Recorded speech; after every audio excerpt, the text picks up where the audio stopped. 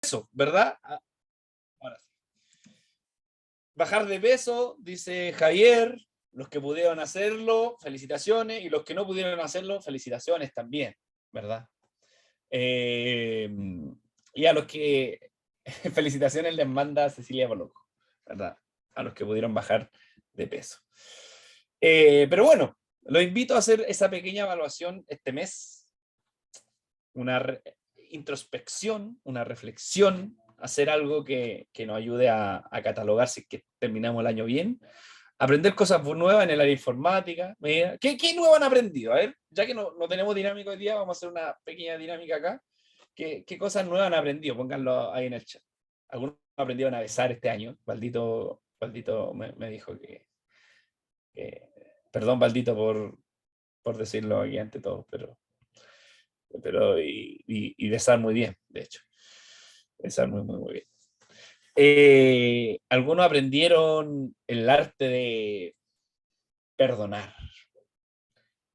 La Milka aprendió a costurear. ¿Qué es costurear? ¿Hacer costura? ¿Eso? Ah, ya, muy bien. Sí, a coser. Estuve tomando ¿Costurear clases. se dice? Sí, costurear. Mira. O sea, así le decimos acá. Así le decimos acá en el sur.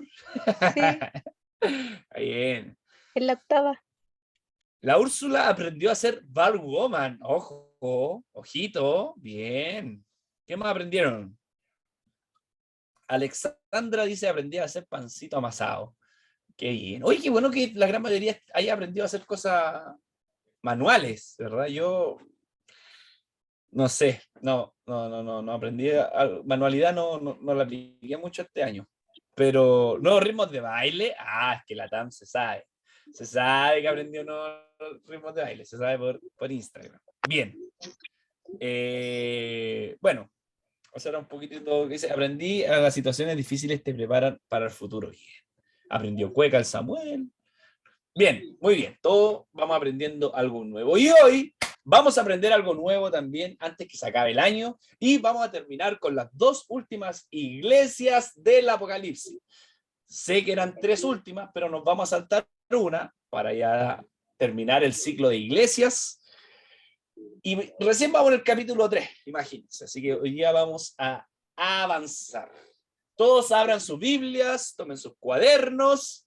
Aprendió a abrazar la Annie. ¿Cómo se pronuncia? Annie. Bueno, no sé. Annie. Todos tomen sus cuadernos y abran su Biblia y vayan a el último libro de nuestras Biblias, el Apocalipsis, o libro de revelación, como dicen algunos, como está en algunas Biblias de ustedes. Apocalipsis capítulo 3. Vamos todos con Apocalipsis capítulo 3. Y en su cuaderno va a anotar Apocalipsis capítulo 3. Hay un micrófono abierto, ¿me da? ¿O no? Por ahí escucho algo. Ahí está. Antes de comenzar este capítulo, quiero escuchar opiniones, y aquí pueden abrir su micrófono, acerca de qué les pareció las iglesias anteriores que hablamos. Las 2 iglesias anteriores. Y si alguien hizo la tarea, porque yo me acuerdo que envié una tarea para la casa. ¿Cuál era la tarea? Si me pueden decir, por favor, ¿cuál era la tareita? La tarea era analizar el primer texto de Pérgamo, creo, ¿verdad? Mariluz, díganos. Eso era. Ya. ¿Y la hiciste, Mariluz? Sí, o sea, lo que yo pienso que es. No sé Ya. si está bien o no. Vamos a contextualizar. Yo creo. La tarea era, dijimos, ¿verdad?, en la clase anterior, que Jesús, dentro de todas las cartas del Apocalipsis, que le escribe a la iglesia, él se presenta con un nombre, y un nombre muy específico y muy detallado, ¿verdad? Y ese nombre tiene mucho que ver con el contexto de la ciudad, las cosas que vendían, que no vendían, las cosas que producían, que no producían. Tenía un contexto, por algo Jesús se presentaba así, ¿verdad? Eso aprendimos la clase anterior. Y la tarea era leer la carta a Pérgamo y por qué Jesús se presentaba de esa forma a los pergamenses. No sé cómo se diría, pero bueno. Mariluz. No sé, lo primero que se me vino de verdad como a la mente no es que haya estudiado, así como que, ¿Ya? voy a estudiar ya, pero aquí se presenta como la espada aguda de doble filo. Ya. Ya, y en Hebreos 4 dice que la palabra de Dios es viva y eficaz y más cortante que toda espada de dos filos. O sea, aquí se estaría refiriendo como que yo soy la palabra de Dios, ¿ya? ¿Ya? Como que lo primero que yo como que analicé. Bien. Y después dije, ok, aquí era la ciudad de Pérgamo. Entonces decía, lo que me hizo sentido a mí, ¿ya? Primero que estaba, era una ciudad antigua de Grecia, de ¿Ya? griega, de encuentro cultural y que tenía una biblioteca muy famosa, que era la segunda más importante después de la gran biblioteca de Alejandría.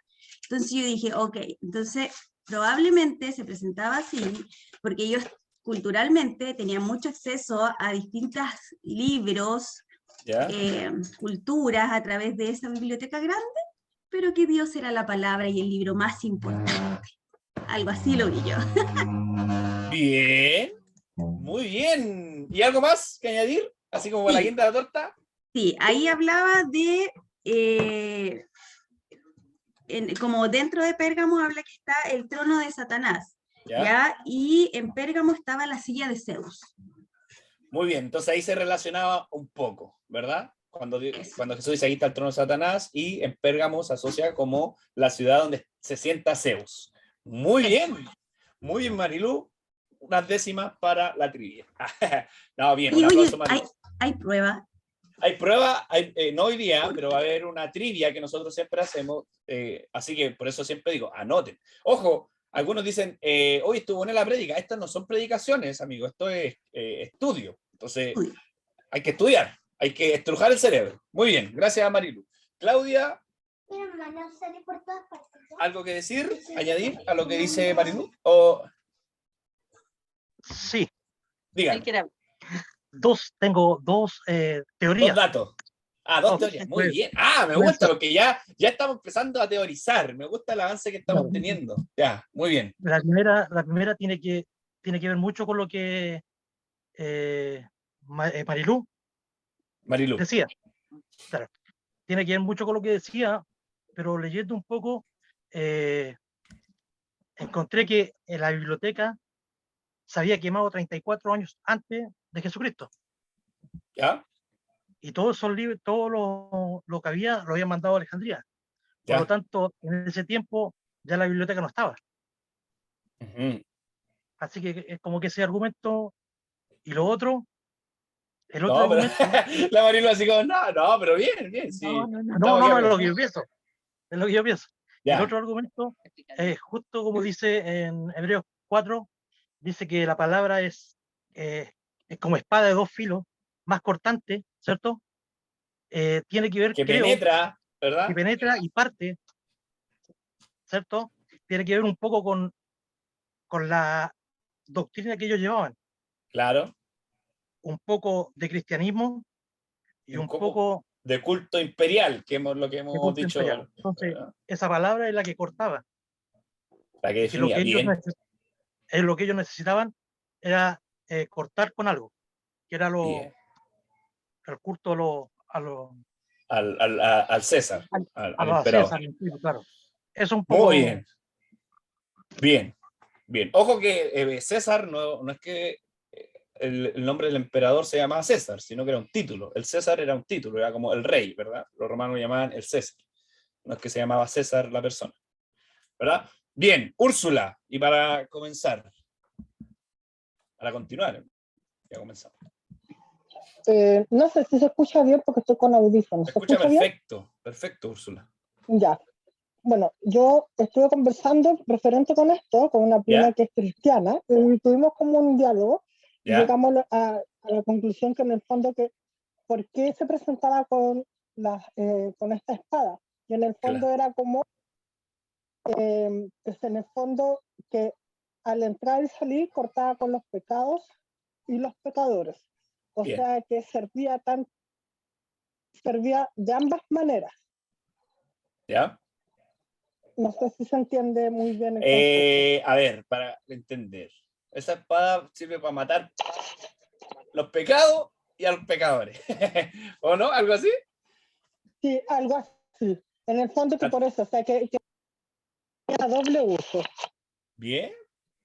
Una interpretación, podríamos someterla a algún tipo de análisis, pero bien, o sea, yo aquí, chiquillos, los motivo a ustedes a, como lo hizo Marilú, ¿verdad? Como lo hicieron todos, ya interpretar, Se o tratar, descargó. ya tratar de interpretar la escritura ya es un paso, chiquillos.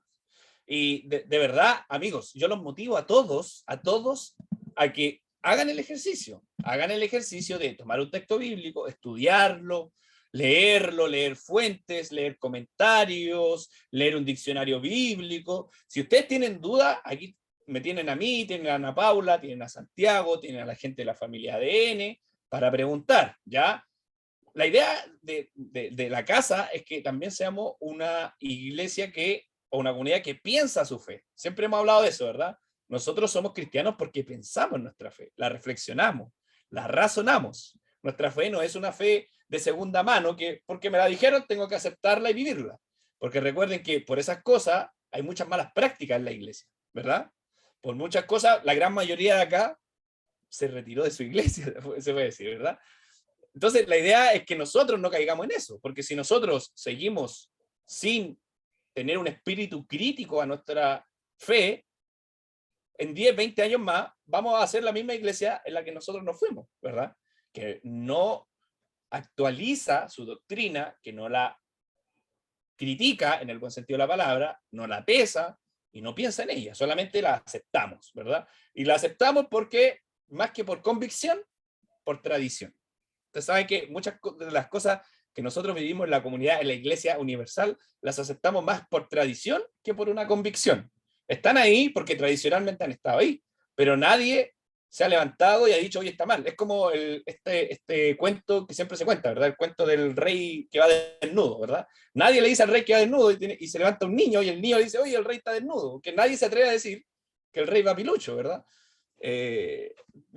Queremos ser como ese niño, ¿verdad? Que sale en medio del pueblo y dice, oye, el rey va pilucho. Queremos ser una iglesia que piensa su fe. Ok, muy bien. También añadir que la palabra pergamino está asociado mucho a la ciudad de Pérgamo, que tiene que ver, ¿verdad?, con estos materiales donde inicialmente, antes que se creara la imprenta, se escribía, ¿verdad?, sobre ellos. Entonces también tiene que ver con la palabra y puede que también tenga una asociación como Dios también se presenta, como la palabra, ¿verdad?, esta, que corta. Muy bien. Muy bien por los que hicieron la tarea, por los que no la hicieron, a motivarse. Vamos. Apocalipsis capítulo 3 dice así. Mira, venía el mensaje de Sardis, pero Sardis muy parecido a los que vimos anteriormente, así que yo dije, vamos a hacer Filadelfia y la Odisea. Vamos a leer Filadelfia. Apocalipsis capítulo 3, versículo 7. Comenzamos. ¿Están todos listos, no? Vamos adelante, motívense, porque esto es más apasionante que un aguinaldo de fin de año. Dice así. Escribe el ángel de la iglesia en Filadelfia. Como los quesitos, ¿verdad? Esta es una iglesia que se llama Filadelfia porque producía mucho queso. No, es mentira, amigo. No lo crean. No lo crean. Ojo, siempre tienen que cuestionar lo que uno dice. También. Siempre cuestionen. No me crean todo lo que yo digo. Siempre tienen que ponerlo a prueba. Por eso anoten. Porque si un día yo digo una tontera, ustedes van y me dicen, oye, Josué, nada que ver lo que dijiste acá. ¿Qué pasa si yo les digo ahora, la iglesia de Filadelfia era conocida por producir queso fresco? No, allá me pegaría ¿verdad?, una vendida brígida, pero por eso ustedes tienen que estar atentos a lo que uno dice. Escribe el ángel de la iglesia en Filadelfia. Esto dice el santo, el verdadero, el que tiene la llave de David, el que abre y ninguno cierra, y cierra y ninguno abre. ¿Ok? Ya hicimos este ejercicio con la iglesia anterior, así que no lo vamos a hacer, porque si no quiero que veamos otras cosas. Dice, yo conozco tus obras, he aquí, he puesto delante de ti una puerta abierta, la cual nadie puede cerrar. Porque aunque tú tienes poca fuerza, has guardado mi palabra, y no has negado mi nombre. He aquí, yo entrego de la sinagoga de Satanás a los que dicen ser judíos y no lo son, sino que mienten. he aquí yo haré que vengan y se postren a tus pies y reconozcan que yo te he amado. Hasta el momento no hay nada en contra de Filadelfia, no hay nada malo.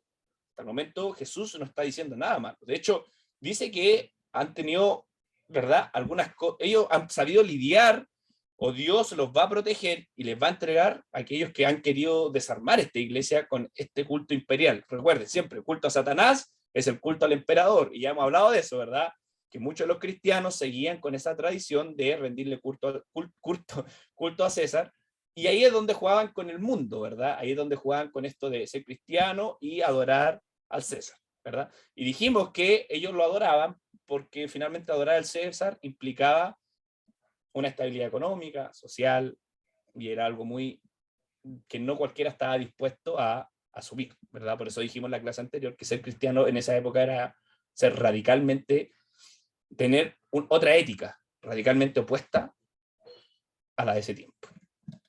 Versículo 10 dice: por cuanto has guardado la palabra de mi paciencia, yo también te guardaré a la hora de la prueba que ha de venir sobre el mundo entero, para probar a los que moran sobre la tierra. He aquí, yo vengo pronto, retén lo que tienes, para que ninguno tome tu corona. Y al que venciere yo le haré columna en el templo de Dios, y nunca más saldrá de ahí. Y escribiré sobre él el nombre de mi Dios, y el nombre de la ciudad de mi Dios, la nueva Jerusalén, la cual desciende del cielo de mi Dios, y mi nombre nuevo. El que tiene oído, oiga lo que el Espíritu dice a las iglesias. Ok, perfecto. Lo primero que tenemos que decir, y para contextualizar, siempre, recuerden, siempre contextualizar, hay dos iglesias que Jesús, para los mensajes dentro de estas 7 iglesias, para este pack de 7 iglesias, hay 2 iglesias que Jesús no tiene nada que decir, absolutamente nada, no hay nada que reprocharle. La iglesia de Filadelfia, ¿y cuál es la otra iglesia? ¿Cuál era la otra iglesia que Jesús no le dijo nada malo? No les dijo que se han entregado, ¿verdad?, al culto imperial, que han fornicado, que no han sido fiel, ¿verdad? Esmirna, ¿o no? Entonces, hay 2 iglesias dentro de las 7, y ustedes ya a esta altura de las clases tienen que tenerlo claro. Hay 2 iglesias del Apocalipsis que Dios no tiene nada que reprochar, que es Esmirna y Filadelfia. Iglesia a la casa, si hubiésemos sido parte de esa iglesia. O no, no sé, bueno, ahí tendríamos que evaluar. Pero Filadelfia. La iglesia de Filadelfia viene de la palabra filio. La palabra filios es una palabra en griego, anótenlo, que es una de las tantas expresiones para definir amor, ¿verdad? O filial. Filio. Por eso se define esta iglesia como la iglesia fraterna, si se puede decir, de amor fraterno. Una de las cosas que caracterizaba tal vez a esta iglesia, y por eso que Dios ya no tiene nada que reprocharle, era porque es una iglesia de amor fraterno, Filadelfia, ¿verdad? Y por eso puede que también sea muy acorde a cómo se llamaba esta ciudad, ¿verdad? Hay distintas palabras para definir el amor según lo bíblico, ¿verdad? El amor filial, el amor ágape, que es el amor, ¿verdad?, que lo deja todo, y es un amor de sacrificio, que es el amor con el que nos amó Dios, ¿verdad?, que entregó todo por nosotros. El filial tiene que ver más con fraterno, más con hermandad, más con comunidad, ¿verdad? Y el amor eros, que es el amor más de pareja, ¿verdad?, erótico, viene ahí. Y no sé si es que hay algo más, pero me imagino que debe haber otro por ahí que se me olvidó. La iglesia de Filadelfia. La iglesia de Filadelfia característicamente era la iglesia más pobre de las 7 que se escriben. La más pobre, una de las más pobres, ¿verdad?, de las que se escriben. Y una de las más, yo la podría llamar la iglesia chilena. ¿Por qué? Porque esta iglesia sufría, o esta comunidad, o esta localidad de Filadelfia, sufría algo que sufrimos y hemos sufrido los chilenos siempre, por toda la vida, y vamos a seguir sufriendo siempre, por toda la vida. A ver, ¿quién se imagina qué es? Algo que nos destaca Chile en relación a nuestra geografía. que es algo que los chilenos van a tener que vivir por lo menos 4 veces en su vida. Siempre dicen eso. Terremoto. Sismos. Terremoto. ¿Qué había dicho Liz? Sismos. Sismos, bien, con diferente nombre, ¿verdad? Pero es verdad, Filadelfia estaba ubicada en una zona geográfica muy sísmica, había muchos terremotos, y muchos terremotos habían hecho que esta ciudad se empobreciera. ¿Por qué? Porque cada vez que había un terremoto, ¡pum!, se derrumbaba todo, no estaban las construcciones que hoy día están, por lo tanto se caía todo, y había que volver a armar esta ciudad. Por lo tanto, no tenía muchos habitantes, y los habitantes que estaban eran prácticamente habitantes empobrecidos. Por lo tanto, era una iglesia pobre, económicamente, ¿verdad? Aún así, esta iglesia pobre, Dios no tiene nada que reprocharle. Y me encanta Dios porque Dios siempre, siempre a lo largo de toda la historia del Antiguo y el Nuevo Testamento, él, como dijo una vez un gran teólogo del país de El Salvador, John Sobrino, él dice, Dios siempre tiene una inclinación especial hacia los pobres, siempre se identifica con ellos, ¿verdad? Y esta inclinación no es una inclinación de lástima, sino que es una inclinación de amor, ¿verdad?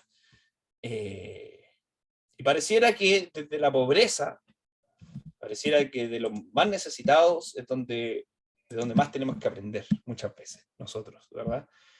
Y donde más debemos nosotros encontrar a Dios, porque ahí lo encontramos, ¿verdad? Esmirna, Filadelfia no eran iglesias grandes, no eran iglesias que estaban en ciudades como Éfeso, que dijimos que Éfeso, la primera, era de las ciudades más ricas que habían, ¿verdad? Y doctrinalmente habían sido criadas o habían sido formadas a la luz de Pablo, Timoteo y Tito, pero aún así Dios le dijo algo, tengo algo contra ti. ¿Qué cosa? Que has dejado tu primer amor, ¿verdad? Esta iglesia, que se jactaban de muchas cosas, habían olvidado lo primero, el amor. Curiosamente, Filadelfia, no hay nada que decir de ella, porque lo más probable es que era una iglesia que practicaba este amor. Muy pobre, sí, pero económicamente, pero muy rica, ¿verdad? En aquello que Dios espera de una iglesia.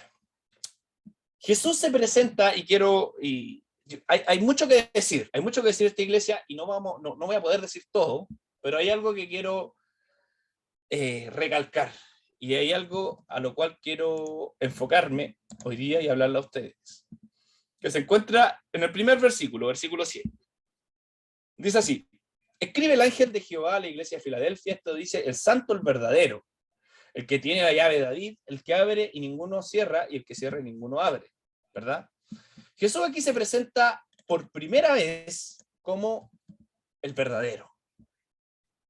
De nuevo, un hombre muy reggaetonero, ¿verdad? El verdadero. El verdadero. Y es acá donde yo me quiero inclinar. ¿Por qué Jesús se presenta como el verdadero? ¿Por qué Jesús se presenta como la verdad? Vayan a Juan capítulo 14, versículo 6. Me gustaría que todos vayan a Juan 14, 6. Y si alguien lo puede leer, por favor que lo lea. Juan 14, 6. ¿Qué dice?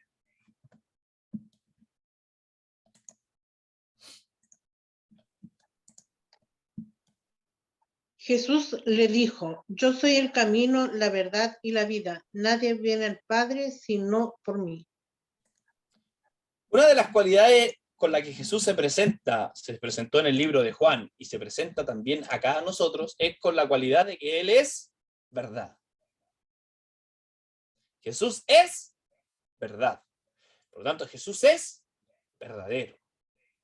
La pregunta que yo le hago a ustedes hoy día, media filosófica para algunos, ¿qué es la verdad?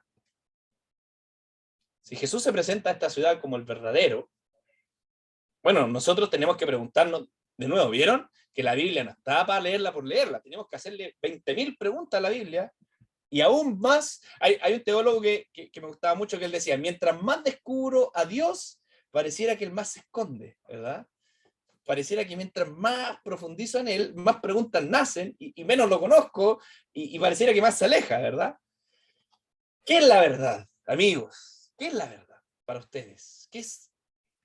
Cuando yo digo a alguien, es verdadero o esto es verdadero, ¿a qué me refiero hoy en día?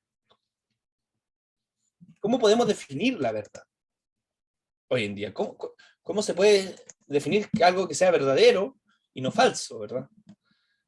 Como algo real, Como algo real, bien. Marilú dice opuesto a la mentira, ¿verdad? Algo que no es mentira. Bien. Aquí no estoy pidiendo grandes tratados filosóficos, amigos, solamente que ustedes me digan lo primero que se le viene a la cabeza, ¿no? La idea es participar. Original. Original, verdadero, original, ¿verdad? Ayer Un axioma, una acción, un axioma. Sí. Bien. Axioma. un axioma, ¿verdad? Honesto, La verdad. honesto, ¿verdad? ¿Quién más? ¿Quién da más? ¿Quién da más? Hoy en día, legítimo, bien, Colette, muy bien. Hoy en día nosotros cuando, una sola línea, muy bien, Úrsula, me gusta eso. Hoy en día, nosotros cuando hablamos acerca de verdad, hoy en día, en el siglo, en nuestra época moderna, ¿verdad? Cuando hablamos de verdadero, para nosotros hoy lo verdadero es una evidencia, ¿verdad? Esto es verdadero, porque podemos evidenciar que es, ¿verdad? Cuando ustedes pueden evidenciar un hecho, podemos decir, este hecho es verdadero, ¿verdad? Cuando nosotros podemos evidenciar racionalmente y científicamente un objeto, podemos decir, esto es así, esto es así, esto es una verdad, ¿verdad? En nuestra época moderna, ¿verdad? La verdad se define hoy en día, modernamente, se define como algo que se puede evidenciar racionalmente y científicamente, ¿verdad? Yo sé que para muchos el Génesis carece un poco de verdad, porque científicamente cómo se puede crear, ¿verdad? El mundo en 7, ¿verdad? Entonces hoy día, bajo la razón de la verdad, es imposible creer eso, ¿verdad? Por eso hoy día la verdad es algo tangible, algo concreto, algo que yo puedo evidenciar, justificar por la razón o por la ciencia. Y aquí quiero que me tomen mucha atención. En la época de Jesús, la verdad no se definía de esa forma. La palabra verdad, y quiero que lo anoten y lo lean y lo estudien y recontraestudien, la palabra verdad se los voy a decir tanto en el hebreo como en el griego. Recuerden, aquí estamos todos aprendiendo, que la Biblia fue escrita en 2 idiomas. Y esto creo que lo dijimos en algún momento. Fue escrita en hebreo, que era la lengua natal de Jesús, y fue escrita en griego. El Antiguo Testamento se escribió en hebreo y el Nuevo Testamento se escribió en griego, que eran las lenguas de la época. ¿Ya? Antiguo Testamento, hebreo, Nuevo Testamento, griego. Y un poco de arameo por ahí, pero ya no nos vamos a confundir, sino dejémoslo en hebreo y en griego. Por lo tanto, cada vez que ustedes vayan a una clase acá, cualquier clase de la Biblia, siempre les van a hacer ir al hebreo o al griego, que fueron los idiomas originales de la Biblia. Por lo tanto, la palabra verdad en hebreo se escribe emet, E-M-E-T, verdad, emet. Y en griego, ¿verdad? El dialecto de los filósofos, se escribe aletheia, A-L-E-T-H-E-I-A, aletheia, emet y aletheia. Esas son las dos palabras, tanto en hebreo como en griego, para definir verdad. Y aquí está lo lindo, aquí está lo importante y aquí está lo curioso, ¿verdad? Que para el hombre antiguo, cuando me refiero a hombre antiguo, es el hombre, la época de Jesús, lo verdadero no tenía nada que ver con un hecho, no tenía que ver con una evidencia. Aquello que se encontraba verdadero, según los filósofos griegos, lo verdadero tenía mucho que ver con una acción. Por eso me gustó un poco lo que dijo un poco el Davidcito, o lo que dice Úrsula, que es de una sola línea. Antiguamente lo verdadero no era aquello que tú podías evidenciar y decir esto es verdadero. Lo verdadero, o alguien verdadero, o alguien que era digno de ser llamado, ¿verdad?, verdadero, era alguien que era coherente entre lo que decía y hacía. Así se definía la verdad antiguamente, ¿verdad? La verdad en la época de Jesús, o en el mundo antiguo, estaba definida no por una evidencia, sino estaba definida por cuán coherente era la persona entre lo que decía y hacía. Esa era una persona verdadera. Esa era alguien que hablaba o decía verdades. Cuando alguien decía verdades, estaba relacionado a de que lo que él estaba diciendo era lo que él cumplía. Por eso podíamos decir que lo que él decía era verdad. Por eso Jesús se define como la verdad, no porque él estaba diciendo evidencias científicas o argumentaba perfectamente su pensamiento, no. A Jesús se le conocía que él era la verdad porque él legítimamente todo lo que él decía y enseñaba lo practicaba. Esa era una persona digna de ser verdadera, ¿verdad? Cuando nosotros entonces leamos en la Biblia, ¿verdad?, la palabra verdadero, no es que estamos defendiendo una postura, ¿verdad? Y que mi postura es verdadera porque así lo evidencio. No, mi postura era verdadera porque así la digo. De esa forma se definía la verdad. Entre la palabra y la acción. Cuando entre la palabra y la acción hay coherencia, por lo tanto no es falso. ¿Ya? Cuando algo no era falso, era alguien que tenía coherencia en su palabra y en su acción, ¿verdad? Tenía mucho que ver con la consistencia que tenía la persona, ¿verdad? Que no hay incoherencia entre lo que dice y hace, por eso es verdadero, porque cumple su palabra. Y esto lo hacía una persona íntegra. Por lo tanto, Jesús era íntegro, y por lo tanto Jesús así se presenta a esta iglesia, y así define esta iglesia, como una iglesia íntegra. No solamente una iglesia pobre económicamente, sino una iglesia verdadera. Por eso Jesús también se presenta así, como una iglesia íntegra. Una iglesia íntegra que vivía lo que predicaba. Hay un autor, y este es un tema que me gustaría, no ahora, pero profundizar más con ustedes. Hay un autor, un filósofo, teólogo y filósofo antiguo que se llamaba Søren Kierkegaard. No sé si a lo mejor ustedes han escuchado de él, los que han estudiado filosofía o teología. Y él tiene un libro que habla un poco acerca de esta integridad o la pureza del corazón, que es alguien verdadero. Hay un libro que me gustaría que todos lean, que se llama La pureza del corazón, de Søren Kierkegaard. Después me preguntan el nombre, a ver cómo se escribe, y lo buscamos. Søren Kierkegaard. Él tiene un libro que se llama La pureza del corazón. Y él dice lo siguiente en este libro. Lo contrario a un corazón puro no es un corazón impuro, sino un corazón dividido. Él dice eso. Él llega a esta conclusión. Lo contrario a un corazón puro no es un corazón impuro, sino un corazón dividido, ¿verdad? Entonces la integridad o la pureza del corazón tiene que ver con desear solamente una cosa con todo nuestro ser. No tener un alma dividida. No tener un corazón dividido en dos cosas, sino que un corazón puro, un corazón íntegro o un corazón verdadero es un corazón que desea solamente una cosa y la desea con toda su ser. Brígido como diría Leo Rey.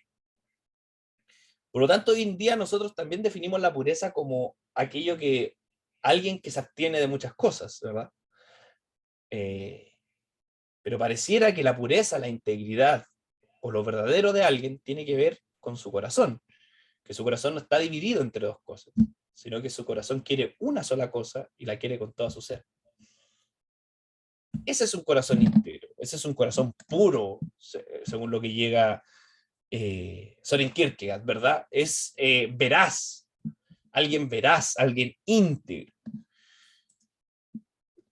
Quiero que vayamos al versículo 10 de Apocalipsis 3, que dice así, versículo 10, 3:10, vamos al 3:10 para avanzar.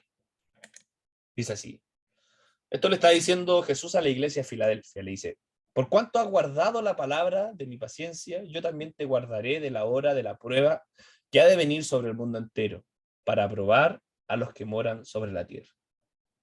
He aquí yo vengo pronto, retén lo que tienes para que ninguno tome tu corona. Una de las cosas que Jesús le está diciendo, este verdadero, ¿verdad? Jesús se presenta como el verdadero, y bajo estas conclusiones que hemos llegado y bajo la reflexión que hemos hecho, Jesús se presenta como aquel coherente, ¿verdad? Entre el que cumple sus promesas, porque hizo una promesa y la cumple, por lo tanto es verdadero, es coherente. Jesús les dice a la iglesia: retén aquello que tiene. Sigue así. Sigue siendo de una sola línea, ¿verdad? Jesús aquí no le reprocha como en la otra iglesia, que la otra iglesia, ¿verdad? No retuvieron lo que tenían. O la otra iglesia vendieron o se prostituyeron, ¿verdad? A la fornicación, y ya dijimos lo que era fornicación, ¿verdad? O se prostituyeron al culto imperial. Jesús no, Jesús refuerza lo que ellos ya están haciendo. Permanezcan, resistan, sigan siendo verdaderos, sigan siendo una comunidad de un corazón puro, que este corazón que no está dividido entre dos cosas, sino que quiere una sola cosa, y por eso es verdadero. La pregunta de hoy en día, y si yo contextualizo esto en nuestra época, es, y había un autor que se llama Hans Kuhn, que él dice lo siguiente, él dice: ¿es la iglesia una zona de verdad? ¿Es la iglesia de Cristo, o es la iglesia chilena, pongámosle, es una iglesia una zona o un lugar de veracidad? ¿Hay verdad en la iglesia? ¿Es veraz la iglesia?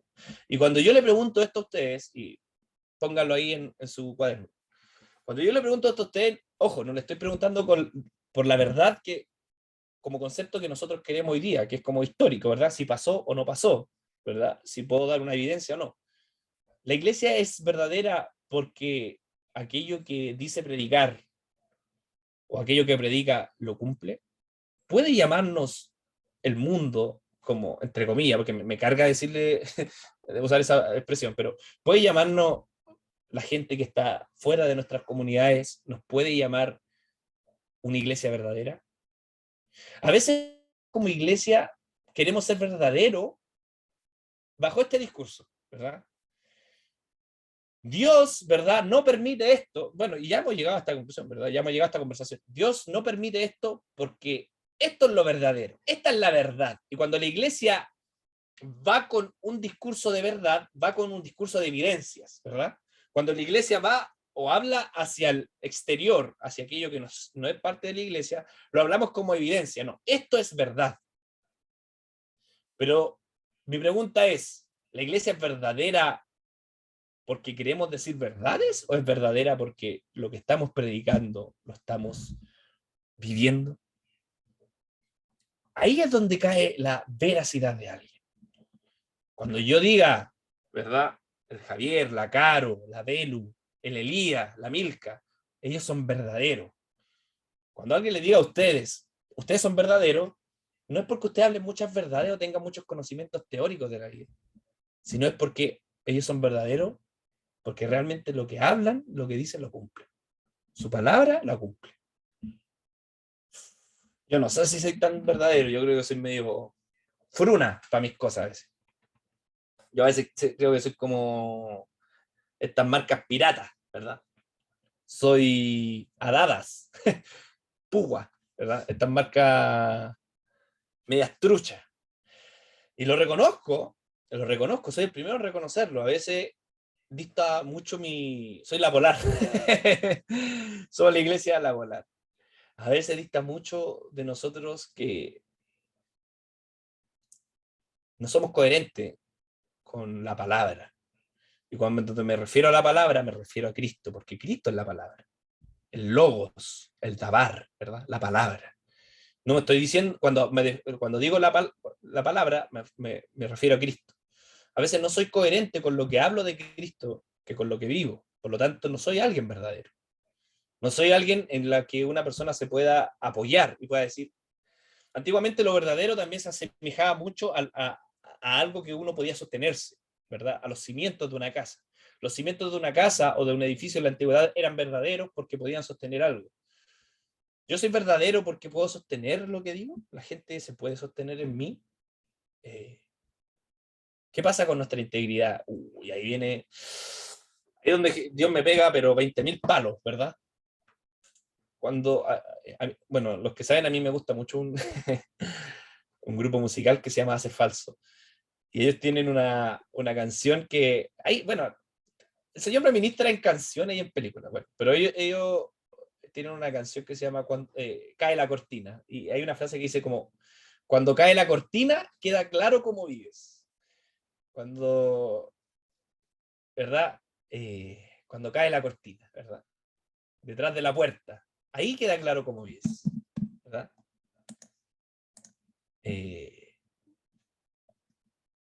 Amigos, cuando cae la cortina de nuestro hogar, ¿qué tan íntegros somos? ¿Qué tan verdaderos somos? Cuando nadie nos ve en cómo nos relacionamos con nuestra esposa o nuestro esposo, con nuestras pololas o pololos, cuando nadie ve cómo tratamos a nuestra pareja, cuando nadie ve cómo tratamos a nuestro hijo, ahí es donde se prueba si somos verdaderos o no somos verdaderos. Nosotros como iglesia, ¿verdad? ¿Cómo nos tratamos entre comunidad, entre nosotros en la comunidad? Ahí se prueba si... Porque, amigos, el papel lo aguanta todo, como se dice, ¿verdad? Yo soy siempre uno de los mayores críticos, y bueno, Santiago siempre me sigue criticando todo, bueno, es cierto, pero bueno, yo a veces cuestiono un poco esta iglesia que dicen, y asumo también que a veces nosotros también la decimos, ¿verdad? Ven tal cual eres, ¿verdad? Ven tal como eres. Y yo siempre me cuestiono eso, digo, ¿realmente somos una iglesia que acepta a una persona tal cual como es o no? Porque bajo el cartelito, ¿verdad? Afuera de la iglesia, ven tal cual eres. Es muy lindo. Pero nuestro discurso se sostiene. ¿Se sostiene ese cartel? ¿O ese cartel se sostiene por nuestras manos nomás? ¿Qué tan verdaderos somos a la hora de vivir lo que predicamos? ¿Qué tan verdaderos somos a la hora de amar? ¿Qué tan verdaderos somos a la hora de perdonar? Y esta era una de las cosas que Jesús le estaba diciendo a esta iglesia: reténlo, sigue así. No le reprocha nada. Es una iglesia que se destruyó muchas veces por los terremotos, que no tenía mucho que aportar. No era de las grandes iglesias como Éfeso, pero era una iglesia verdadera, como Jesús. Cuando Jesús dice yo soy la verdad, no es porque anduviera diciendo máximas ciertas, sino porque él era alguien auténtico, ¿verdad? En nuestros evangelios dicen que los fariseos miraban a Jesús y decían, él habla como alguien que tiene autoridad, ¿verdad? Y la autoridad no recae en nuestro poder jerárquico, la autoridad recae también en si somos verdaderos o no. Cuando cae la cortina, queda claro cómo vives, ¿verdad? Tu locura, tu manía. Ahí es donde realmente Dios dice qué tan verdaderos somos, amigos. Esa es una pregunta para mí, porque me lo evalúo y digo, bueno, Josué, ¿qué tan verdadero eres, verdad? Esto es un poco acerca de la iglesia de Filadelfia. Me gustaría ahondar un poco más, pero si ahondamos un poco más, vamos a llegar a fin del próximo año, todavía en el capítulo 4. Pero esto es bueno, ¿por qué? Porque a ustedes los motiva a que termine esta clase y ustedes se pongan al tiro a tirarle preguntas al texto. Recuerden que yo les di un consejo, 15 preguntas a un capítulo. Háganle 15 preguntas a un capítulo, 15. Hasta que se le agoten las preguntas, hasta que ya le hagan preguntas casi tontas, entre comillas, pero no son tontas, porque van a exprimir el texto lo mayor posible. Avancemos a la Odisea. Avancemos, que esto es más apasionante que la cena de fin de año de La Pega. Dice así: mensaje a la Odisea 3:14. Capítulo 3, versículo 14. Dice: escribe el ángel de Jehová a la iglesia en la Odisea. Esto no es la Ilíada y la Odisea, ¿verdad? De Homero. Es la iglesia la Odisea. Dice así: he aquí el amén. De nuevo, el amén también tiene que ver con seguridad, algo certero. Amén. Así es, ¿verdad? Así es. He aquí el amén, el testigo fiel. De nuevo, Jesús se presenta como el amén, el seguro, así es, el original, ¿verdad? El inamovible, el amén, el testigo fiel y el verdadero nuevamente. El principio de la creación de Dios dice esto. Y con esta carta vamos a terminar esta serie no del Apocalipsis, sino serie dentro de la serie de las cartas. Esta es una de las cartas donde Jesús termina como la guinda de la torta, porque es muy linda, literariamente. Dice así: yo conozco tus obras, que no eres ni... Y este es muy conocido, ¿verdad? Que no eres ni frío ni caliente. Ojalá fuese frío o caliente. Pero por cuanto eres tibio, y no frío ni caliente, ¿qué cosa? Te vomitaré de mi boca. ¿Lo habían leído esto antes? Yo creo que es uno de los pasajes más conocidos del Apocalipsis, ¿verdad? Yo creo que dos de los pasajes más conocidos del Apocalipsis, el primero, que has dejado tu primer amor, y segundo, no eres frío ni caliente. Ya dijimos que el no has dejado tu primer amor no quiere decir que una persona que se descarría, ¿verdad? O que se va al mundo, entre comillas, sino dejar nuestro primer amor es dejar el motivo del evangelio, ¿verdad? Que es para el otro, para el prójimo, amar al prójimo. Eso es dejar el primer amor. A eso se refería Dios cuando le reprochaba eso a Éfeso. Bueno, ahora parece que vamos a tener que analizar qué realmente es frío o caliente, ¿verdad? Dice así, 17. Porque tú dices, yo soy rico y me he enriquecido, y de ninguna cosa tengo necesidad. Y no sabes que tú eres un desventurado, miserable, pobre, ciego y desnudo. Está peor que el niño predicador, ¿verdad? Eres desventurado, miserable, pobre, ciego y desnudo. Tú te jactas de ser rico, pero eres todo esto. Por lo tanto, yo te aconsejo que de mí compres oro refinado en fuego para que seas rico, y vestiduras blancas para vestirte, y que no se descubra la vergüenza de tu desnudez. Unge tus ojos con colirio para que veas. Subrayen eso también, que es muy importante. Entonces, unge tus ojos con colirio. No sé si usted, sobre todo en las iglesias pentecostales, una de las oraciones más comunes era esa, ¿verdad? No sé si alguna vez la escucharon, ¿verdad? Más de algún pastor o predicador oró por nosotros y que dijo, Señor, ¿verdad? Con colirio santo, ¿verdad? Purifica nuestros ojos. Y de ahí la sacaban. Muy bíblico, ¿verdad? Me gustaba esa oración. Sentía que era muy poética. Pensé que quería decir algo al Nico. ¿Verdad? Yo vengo de una iglesia pentecostal y muchas veces el pastor oró por mí por eso. No sé por qué. No sé, pensó que a lo mejor yo andaba viendo cosas. No. Cada cierto tiempo los adolescentes, sobre todo los hombres, tienen que pedirle al Señor que los lave con colirio. Y purifique sus ojos. Dice así. Estábamos en el... finalizando el 18. Unge tus ojos con colirio para que veas. 19. Yo reprendo y castigo a los que a todos los que amo. Sé pues celoso y arrepiéntete. He aquí yo estoy a la puerta y llamo. Este versículo es muy hermoso y vamos a terminar con esto. Subrayen todo este versículo desde el 20 en adelante. Dice así. Subrayenlo con otro color, a los que les gusta esta con otro color. Dice así. Del 20 en adelante. Dice, he aquí yo estoy a la puerta. Y esto es algo muy hermoso, uno de los pasajes que más me gustan de la Biblia. Dice, he aquí yo estoy a la puerta y llamo. Si alguno oye mi voz y abre la puerta, entraré a él y cenaré con él y él conmigo. Yo estoy a la puerta y llamo. Jesús se presenta aquí como un peregrino, un desconocido, alguien que espera una acción nuestra. Hay algo que siempre dicen, que Jesús es muy respetuoso, y es cierto, ¿verdad? Él se presenta aquí como un peregrino, prácticamente pobre, que llama a la puerta, ¿verdad? ¿Verdad? Si alguno oye mi voz y abre la puerta, entraré a él y cenaré con él y él conmigo. El que venciere le daré que se siente conmigo en mi trono, así como yo he vencido y me he sentado con mi Padre en su trono. El que tiene oído, oiga lo que el Espíritu dice a las iglesias. Aquí hay un contraste, ¿verdad? Aquí es donde Dios parece que más aplasta a una iglesia, porque de las 6 iglesias anteriores, Dios no... Ya, pero a esta les dijo vómito. O sea, una cosa es que Dios te diga, no has retenido mi palabra, no has sido fiel, te has ido contra ídolos, ¿verdad? Has aceptado otras doctrinas.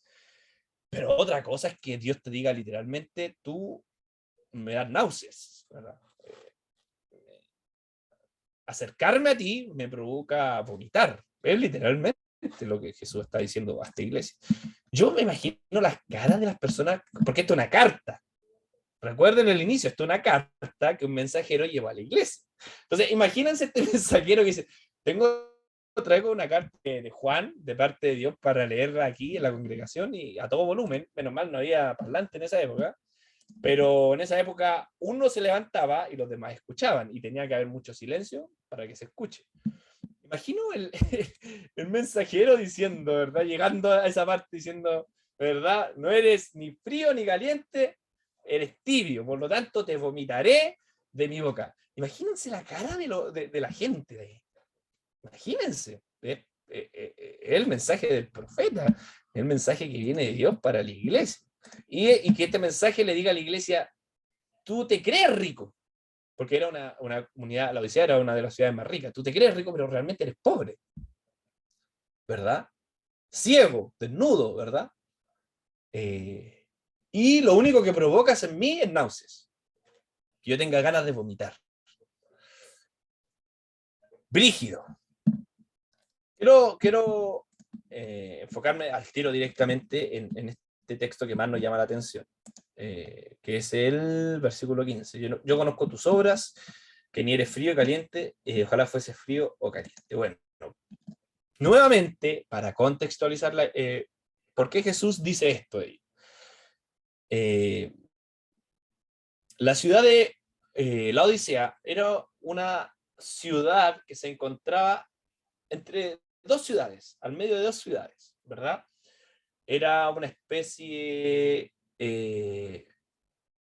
pongámosle Rancagua, ya para darle honor a lo de Rancagua, ¿verdad? ¿O no? Bueno, ya pongámosle Rancagua, ¿verdad? Que está entre Santiago Centro y ¿cuál es lo que viene después de Rancagua? San Fernando, ¿no? Talca, no sé. Ya. La Odisea estaba entre dos ciudades, ¿verdad? Ah, yo tenía un mapa aquí, ¿cómo no les dije? Ya, se lo voy a mostrar. ¿Ven este mapita? ¿Lo ven o no? Sí. Ya. ¿Y ven mi mouse? ¿No lo ven? ¿O sí? ¿Lo ven? Aquí ven un... qué entretenido, nunca había hecho esto. Wow. Ya. Aquí está la Odisea. Aquí, ¿lo ven? Ahí está la Odisea. Y la Odisea era la última iglesia. Están viendo toda la pantalla, ¿verdad? Ojo que, miren, recuerden que aquí están toda la iglesia. La primera iglesia que hablamos, ¿cuál era? Éfeso, ¿verdad? Primero. La segunda era Esmirna. El tercero era Pérgamo, Tiatira, Sardis, Filadelfia y la Odisea. Por eso que están en este orden, porque se supone que el mensajero, el que llevaba las cartas a la iglesia, se pegó este tour. Hizo todo esto, ¿verdad? Hasta llegar hasta la Odisea. ¿Perfecto?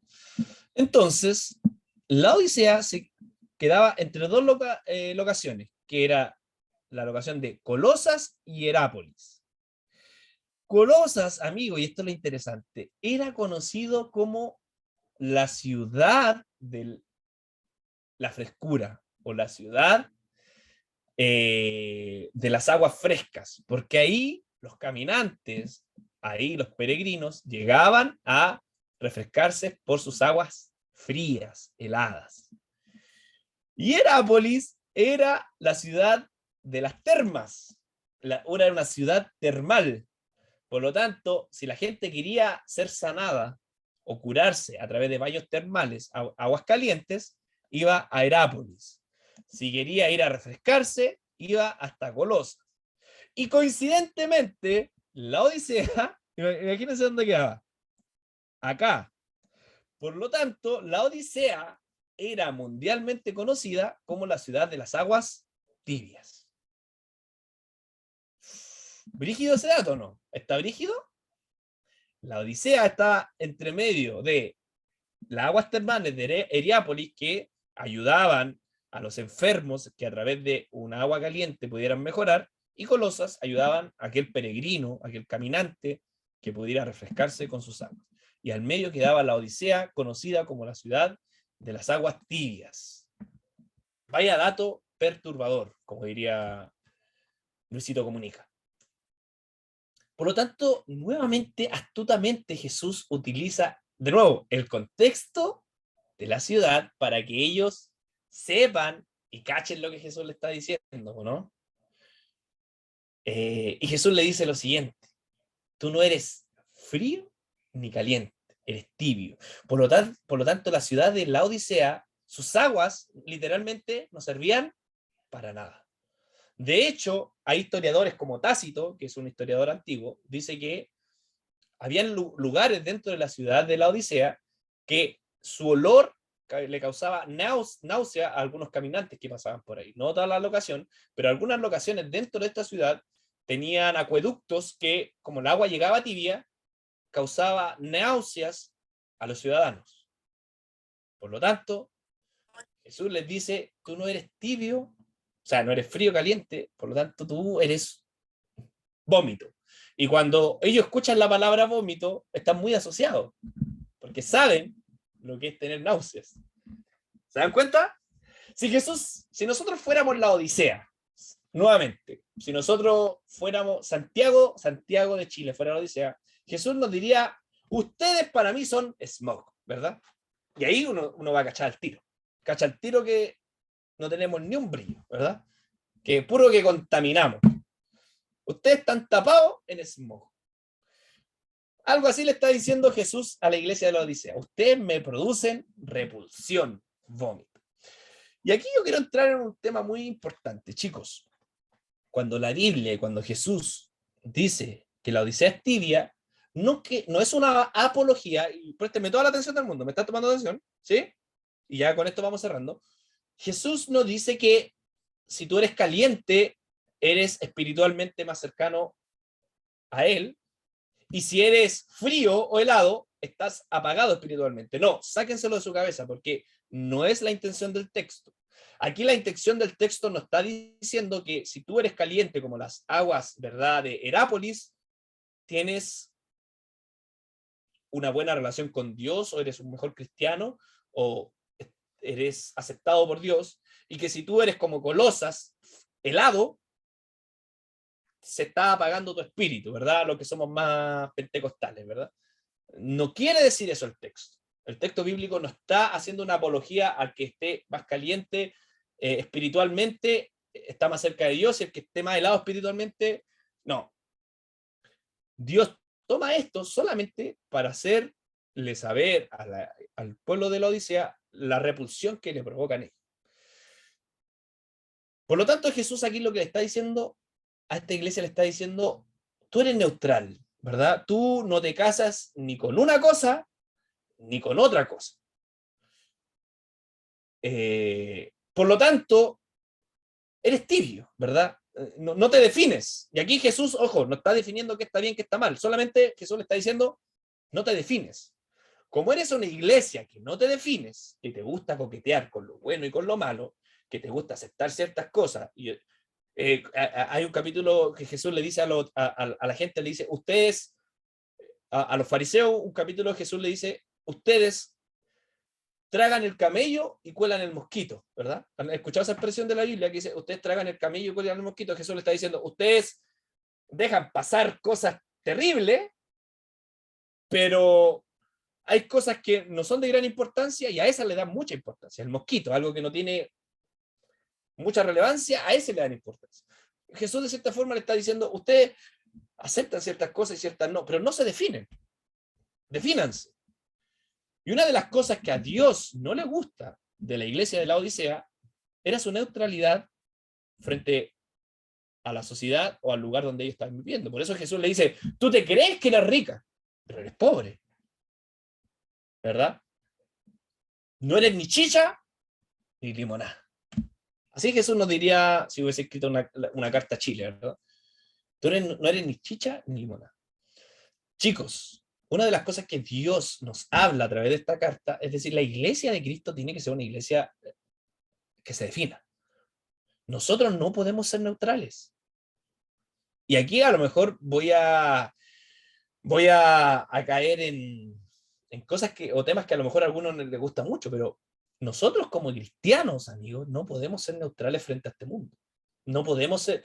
Ojo, cuando digo neutral, no estoy diciendo que nosotros tengamos una inclinación política. No, no, no, no, no, no. Porque acá, como hemos dicho desde el principio, todas las inclinaciones políticas que alguien tenga, es bienvenida, es su decisión. Lo que yo estoy hablando es nuestra visión sobre el mundo, no sobre la política. Nuestra visión sobre la sociedad, no sobre la política, el que me da más, un partido político, un candidato político, no, sobre nuestra visión sobre el mundo, sobre las cosas que pasan realmente en nuestra sociedad. Nosotros no podemos ser neutrales. No sé si ustedes han escuchado la historia de un pastor que se llamaba Dietrich Bonhoeffer, era un pastor alemán, no un perro, sino un pastor de Alemania. Bueno, para los que no han leído la historia del, anoten, Dietrich Bonhoeffer. Este pastor era un pastor de Alemania, que él vivió en la Alemania nazi. Él era pastor mientras estaba el régimen de Hitler. ¿Saben lo que hizo? Y esto es una cosa muy amplia. ¿Saben lo que hizo la iglesia cristiana, o la gran mayoría de la iglesia cristiana en la época nazi? ¿Saben lo que hicieron? La iglesia en conjunto, en lo general, la iglesia alemana, cristiana, hermanos como nosotros, ¿saben lo que hicieron en la época nazi? Guardó silencio. Guardaron silencio. Había mucho que perder. Había mucho que perder. Porque ya no estamos hablando de persecución política, si quiere decir, o... No, no, no. Estamos hablando de asesinatos. Estamos hablando de muerte.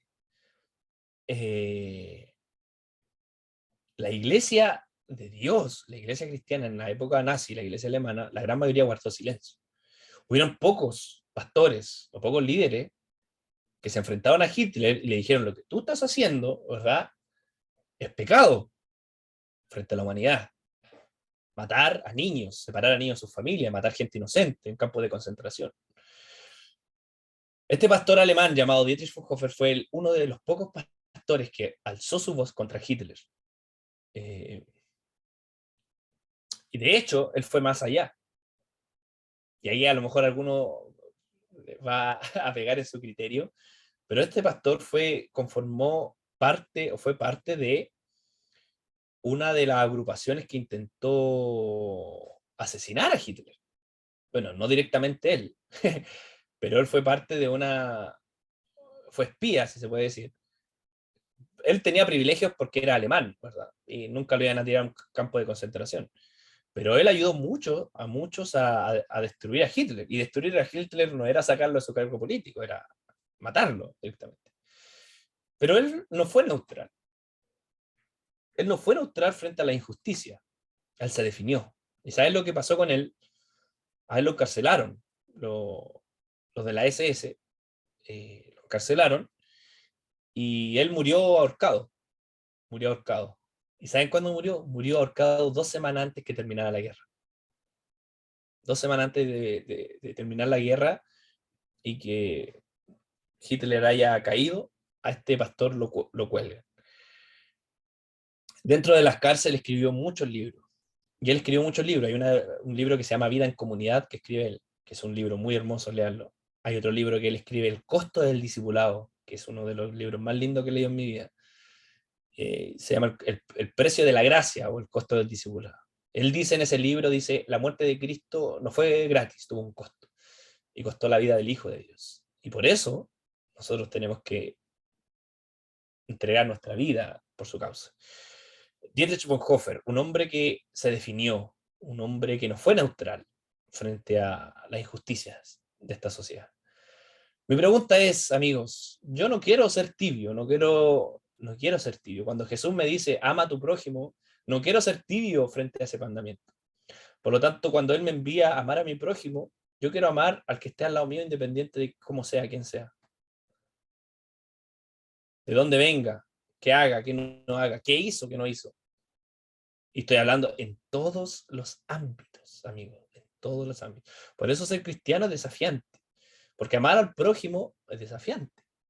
Es desafiante amar a alguien que a lo mejor no piensa igual a mí, que cree que la vida no se vive de la forma en que yo la vivo, pero Jesús me invita a amarlo y orar por ellos.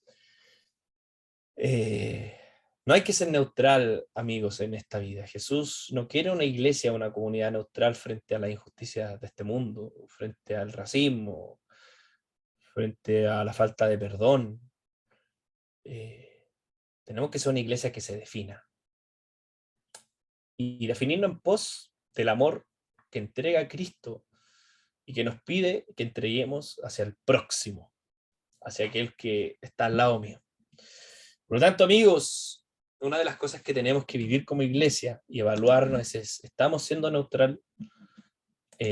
¿Somos una iglesia que se calla frente a cosas que pasan a nuestro alrededor? Ustedes, amigos, ¿cuándo fue la última vez que alzaron su voz frente a algo?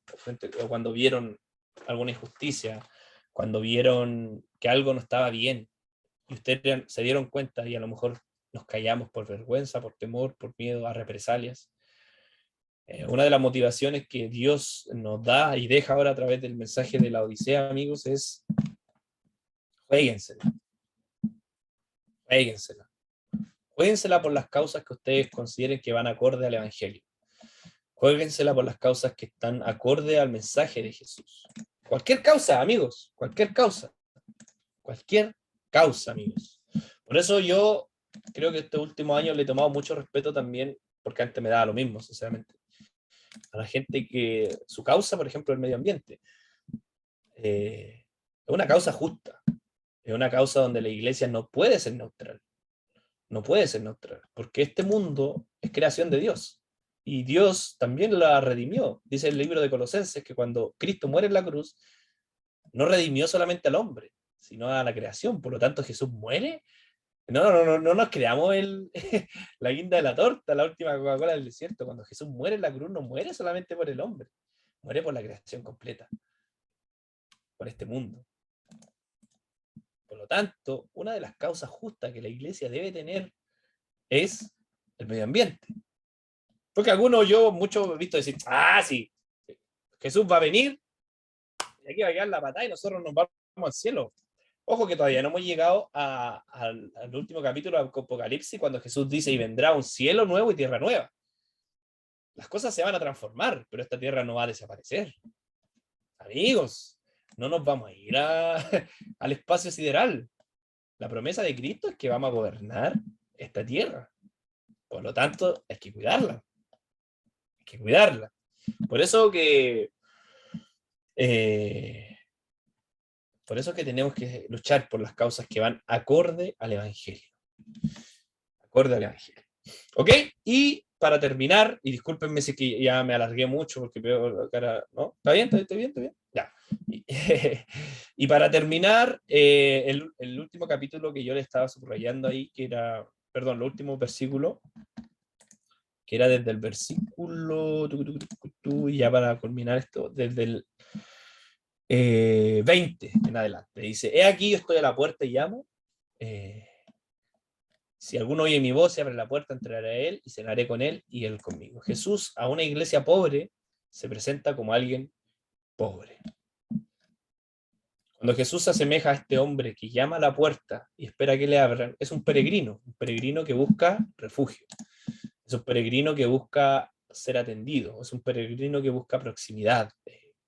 Antiguamente era pecado, amigos, para el pueblo de Israel era pecado no ser hospitalario. Uno de los pecados más grandes de Sodoma, ¿saben cuál fue? No fue su inmoralidad sexual, fue que no fueron hospitalarios. No fueron hospitalarios con las personas que Dios le envió. Uno de los pecados más grandes que Jesús aborrece en el Antiguo Testamento es la poca hospitalidad. Por eso hay muchos textos en el Evangelio cuando el fariseo, por ejemplo, invita a Jesús a su casa y Jesús le dice, mira, yo entré y no ungiste mi cabeza, no me besaste, no me lavaste los pies, no fuiste hospitalario. Jesús se presenta como alguien que necesita ser recibido, que necesita ser recibido. Mi pregunta es, amigos, y para terminar, ¿cuántas veces Jesús a través de esta iglesia pobre se ha presentado afuera de nuestro hogar como alguien que no tiene nada y necesita todo? Y estoy hablando en un ámbito literal.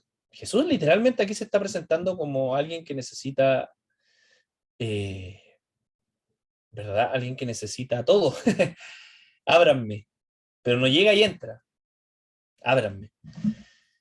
En esta sociedad, chicos, en la que vivimos hoy, ¿verdad? Exitista, egoísta, necesitamos volver a ser como esta iglesia, ¿verdad? O como Dios le pide a esta iglesia, abrir a los que lo necesitan.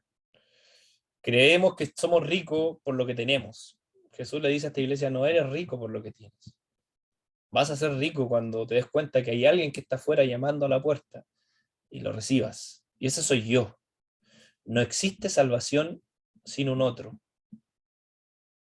Pónganme mucha atención a lo que estoy diciendo y con esto quiero terminar.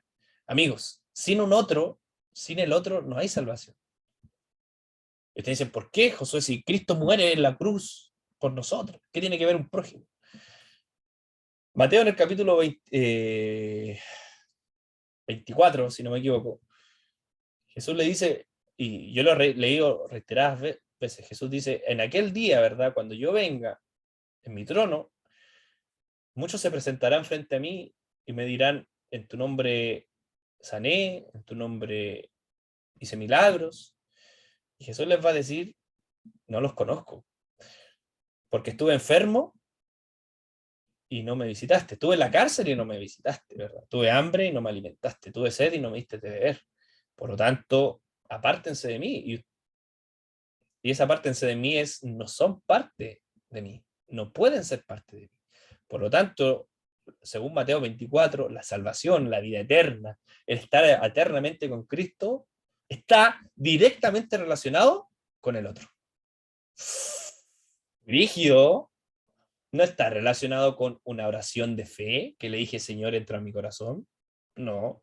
No está relacionado con un bautismo, porque me bauticé. No. No está relacionado porque fui pastor, o fui miembro de una iglesia. No. Está relacionado con un otro. Por lo tanto, me atrevo a decir que la salvación, el estar eternamente con Cristo, está directamente relacionado en cómo fui con el otro. Cómo amé al otro. Y el otro, Jesús, se está presentando a esta iglesia como aquel que está en la puerta, que llama y necesita que le abra. ¿Cuántas personas han pasado por afuera de nuestra puerta, amigos, de nuestra casa, literalmente? Literalmente estoy hablando. ¿Cuántas personas han pasado por afuera y han necesitado algo? Esa persona, ¿saben quién era? Jesús. Porque por lo que hiciste a uno de mis pequeños, a mí me lo hiciste. Todo lo que le hiciste a uno de mis pequeños, todo lo que tú le hiciste a ese que estaba afuera, gritando en la puerta, me lo hiciste a mí. Por lo tanto, ese otro es Jesús. Es Jesús. Hay gente que está afuera de nuestras puertas gritando. Es Jesús. Y quiero terminar, porque me encantan los poemas, con un lindo soneto que habla acerca de este Jesús que está afuera a través de un otro llamando a nuestra puerta. Lo voy a compartir porque me encanta y lo están viendo, ¿no?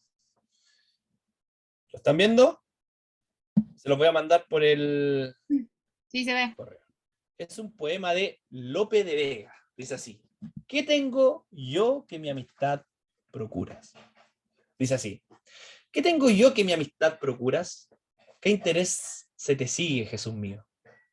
Que a mi puerta cubierto de rocío pasas las noches del invierno a oscuras. Oh, cuántos fueron mis entrañas duras, pues no te abrí. Qué extraño desvarío, si de mi ingratitud el hielo frío secó las llagas de tus plantas puras. Cuántas veces el ángel me decía: alma, asómate agora a la ventana, verás con cuánto amor llamar porfía.